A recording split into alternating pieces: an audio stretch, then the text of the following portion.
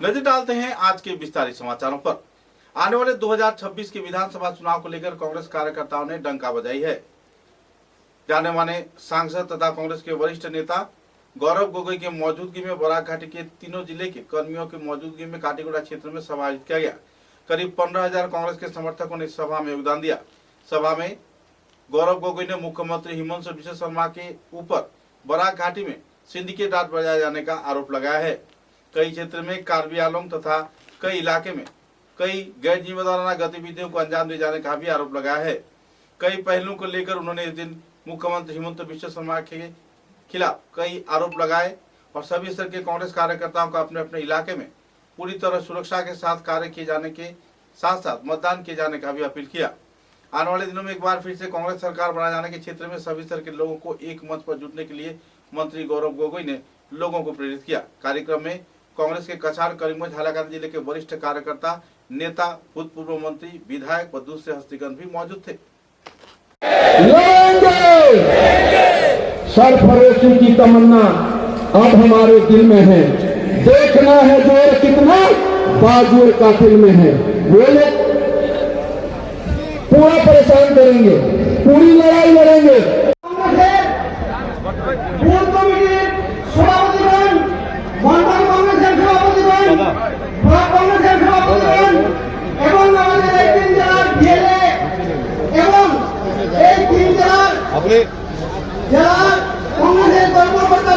ये छठवां कार्यकर्ता सम्मेलन पूरे असम में रखा गया है।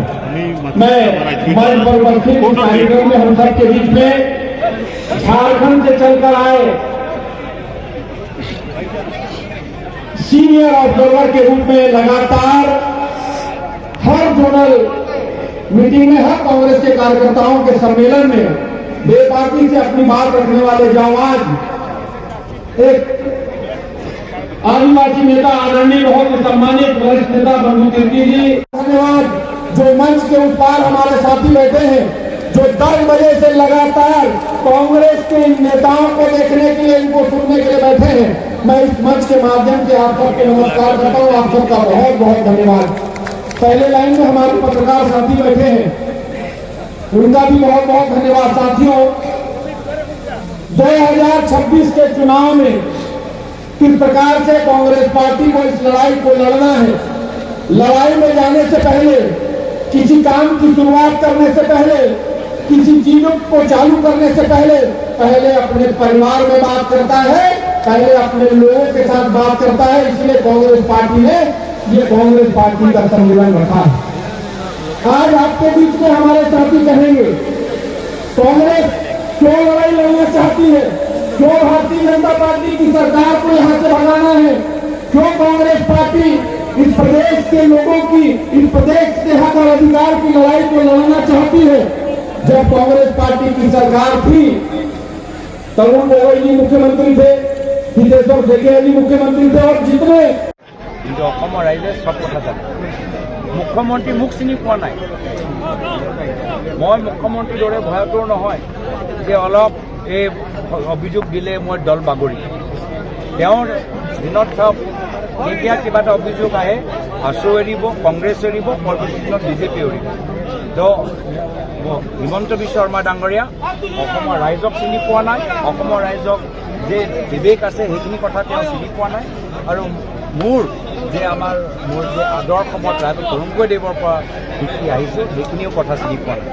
হ'ব পাৰে এই যে 10 ছেপ্টেম্বৰ তেওঁ যে অলপ পাহৰি গ'ল, এইকেইটা দিন যে আমি হুইজ হিমন্ত বিশ্ব শৰ্মা ডাঙৰীয়া কৈ আছোঁ যে হুইজ হিমন্ত বিশ্ব শৰ্মা ডাঙৰীয়া, কোন হয় হিমন্ত বিশ্ব শৰ্মা? এই যে আমাৰ প্ৰচাৰ যে আৰম্ভ হ'ল, এই প্ৰচাৰৰ প্ৰতিক্ৰিয়া হিচাপে তেওঁ আকৌ আগৰ সেই SIT কথাটো কৈ আছে।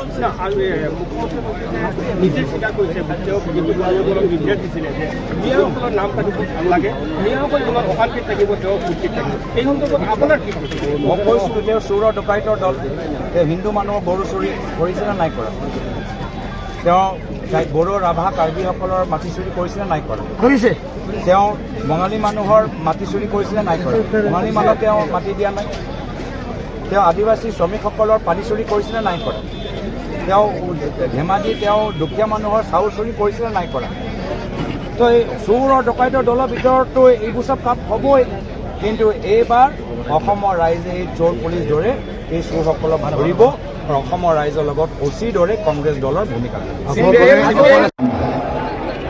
দীৰ্ঘক অনুষ্ঠানত উপস্থিত থকা AICC চিনিয়ৰ অবজাৰ্ভাৰ প্ৰাক্তন মন্ত্ৰী বন্ধুকীৰ্তি ডাঙৰীয়া, মঞ্চত উপস্থিত পশ্চিমবংগৰ পৰা অহা কংগ্ৰেছ দলৰ জ্যেষ্ঠ নেতা প্ৰাক্তন সাংসদ অভিজিৎ মুখাৰ্জী ডাঙৰীয়া, মঞ্চত উপস্থিত থকা AICC সম্পাদক ছত্তীশগড়ৰ প্ৰাক্তন বিধায়ক বিকাশ উপাধ্যায় ডাঙৰীয়া, উপস্থিত থকা সাংসদ ৰকিবুল হুছেইন ডাঙৰীয়া, উপস্থিত থকা কাৰ্যকৰী সভাপতি বিধায়ক প্ৰদীপ চৰকাৰ ডাঙৰীয়া, উপস্থিত থকা বিধায়ক মিছবাউল ইছলাম ডাঙৰীয়া, বিধায়ক খলিলুদ্দিন মজুমদাৰ ডাঙৰীয়া, উপস্থিত থকা প্ৰাক্তন মন্ত্ৰী অজিত সিং ডাঙৰীয়া, প্ৰাক্তন বিধায়ক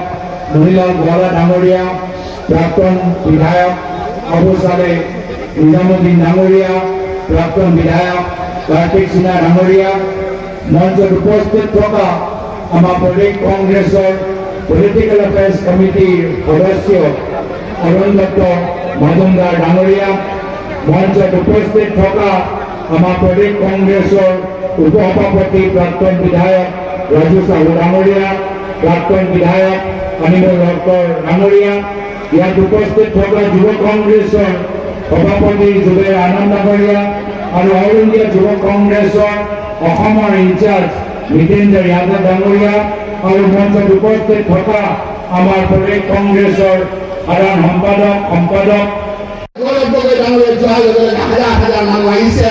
বাকচ খুলিবা, এইবাৰ তুমি গম পাবা তোমাৰ যিটো চাৰ্ভে, এই চাৰ্ভে কৈছে শুনিবলাইজ যে হিমন্ত বিশ্ব শৰ্মা যদি মন্ত্ৰী থাকে, মুখ্যমন্ত্ৰী থাকে, এইবাৰ 30ৰ পৰা 40লৈ বিজেপি পাব, তাৰ ওপৰত চিন্তা পায়। এতিয়া প্ৰশ্ন আহিল, অসমত কেইটা চিট? সহজে বুজাই দিছো মই আপোনালোকক। অসমত 126টা চিট। 126টা হয় নহয়? ঠিক আছে, বৰাকবলী ভাগত 15টা আছিল, 2টা কম, 13টা কৰিলা। মানুহ ৰখি আছে, ইয়াৰ মানুহৰ প্ৰতি অন্যায় কৰিছা। এই বৰাকবলীৰ জাতি, ধৰ্ম, বৰ্ণ, ভাষা নিৰ্বিশেষে সকলো এইবাৰ কংগ্ৰেছৰ ভোট দিব। গৌৰৱ গগৈ ডাঙৰীয়াৰ মুখখনলৈ চাই আছে, হয় নে নহয়? এতিয়া সহজত মই কথাটো আপোনালোকক বুজাই দিছো। 126টা সমষ্টি অসমত, 126টা সমষ্টি। আমি কংগ্ৰেছে 126টা সমষ্টিত প্ৰতিদ্বন্দ্বিতা কৰিম আমাৰ এলায়েন্স লৈ। হিমন্ত বিশ্ব শৰ্মা ডাঙৰীয়াই নিৰ্বাচনত যোৱাৰ আগতে ক'লে যে আমি 126টা সমষ্টিত নোৱাৰিম, 26টা সমষ্টিত আমাৰ কোনো অৰ্গেনাইজেশ্যনে নাই, হয়নে নহয়? কৈছে নে নাই? যদি 126টা সমষ্টিত 26ত তুমি যদি নমিনেশ্যনে দিব নোৱাৰা, থাকি গ'ল 100টা আৰু 100টা আৰু গভৰ্ণমেণ্ট কৰিবলৈ লাগে 63। যদি কংগ্ৰেছে আৰু তাৰ মিত্ৰজোঁটক তুমি নিৰ্বাচনৰ আগতে 26টা চিট দি দিলা, গভৰ্ণমেণ্ট কৰিবলৈ আৰু কিমানটা লাগিব? অংগ কৰক। আপোনালোকে তাত কৈছিল নে নাই? হিমন্ত বিশ্ব শৰ্মাৰ CID ঘূৰি ফুৰিছে। CID ভাইসকল, কাগজ কলম লোৱা। আমাৰ কংগ্ৰেছ আৰু মিত্ৰজোঁটক মাত্ৰ 37টা, তোমাৰ কথাত যদি হয় 37টা চিট পালে আজি আমাৰ গৌৰৱ গগৈ ডাঙৰীয়াৰ নেতৃত্বত আমি চৰকাৰ কৰিম। এতিয়া 37টা ক'ৰ পৰা আহিব? যোৱাবাৰ যেতিয়া MP ইলেকশ্যন হ'ল, যেতিয়া গৌৰৱ গগৈ ডাঙৰীয়াৰ জোৰাত উঠিলে, হিমন্ত বিশ্ব শৰ্মা ডাঙৰীয়া নিজেই মুখ্যমন্ত্ৰী হৈ তাত বহি থাকিলে। গোটেই মন্ত্ৰীবিলাক তাত বহি থাকিলে, গোটেই অফিচাৰবিলাক তাত লগাই দিলে। গোহালিৰ পৰা গৰু চুৰ, এতিয়া তাৰ পৰা গৰু চুৰি আৰম্ভ হৈছে। কোকৰাঝাৰলৈ যাওক, কাৰ্বি আংলংলৈ যাওক, তেতিয়া গম পাব যে বড়ো, ৰাভা, কাৰ্বিৰ পৰা তেওঁ মাটি চুৰি কৰিবলৈ বিচাৰিছে। ধৰ্মীয় সংঘৰ পৰা ভোট চুৰি, জনজাতিসকলৰ পৰা মাটি চুৰি, খিলঞ্জীয়া মানুহৰ পৰা গৰু তেওঁ পানী চুৰি কৰিছে। এতিয়া বাগানে বাগানে মানুহে এটা কথা কয় যে নল আছে জল নাই, নল আছে জল নাই। এই জেজেএম হল জয়ন্ত জেপৰ পইচা, জয়ন্ত জেপৰ মানি, এই হল জেজেএম। আজি তেওঁলোকে বঙালী কথাও ক'বলৈ বিচাৰে, কিন্তু কোনটো বঙালী মানুহৰ সমস্যা সমাধান কৰিলে, দ্বীপৰ সমস্যা সমাধান কৰিব পাৰিলে, এনআৰচি সমস্যা সমাধান কৰিব পাৰিলে, ৰাচন কাৰ্ডৰ সমস্যা সমাধান কৰিব পাৰিলে নে? আপোনালোকে কৰিব পাৰিছে নাই পৰা? হিমন্ত বিশ্ব শৰ্মা ডাঙৰীয়া এনআৰচি সমস্যা সমাধান কৰিলে নেকি? ৰাচন কাৰ্ডৰ সমস্যা সমাধান কৰিলে নেকি? আধাৰ কাৰ্ডৰ সমস্যা সমাধান কৰিলে নেকি?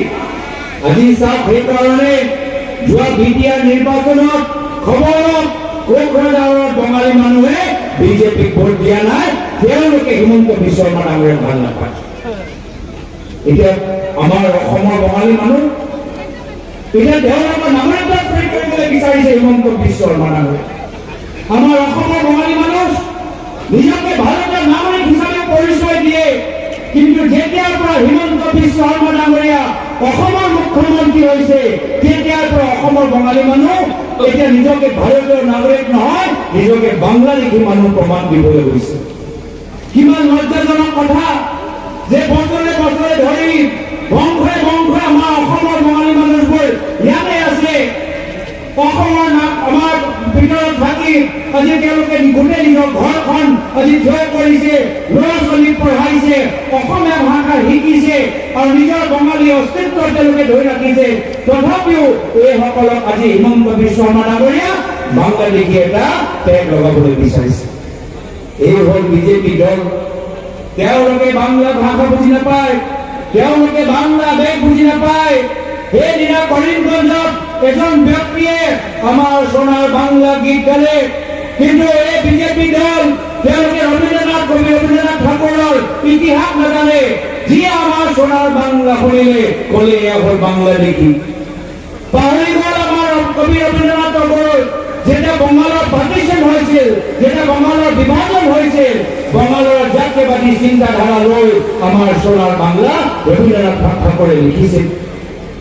অলপ দিন আগতে ঘটনাৰ ভিতৰত তেওঁলোকে বন্দে মাতৰম লৈ ৰাজনৈতিক তেওঁলোকে তৰ্ক বিতৰ্ক কৰিছিল।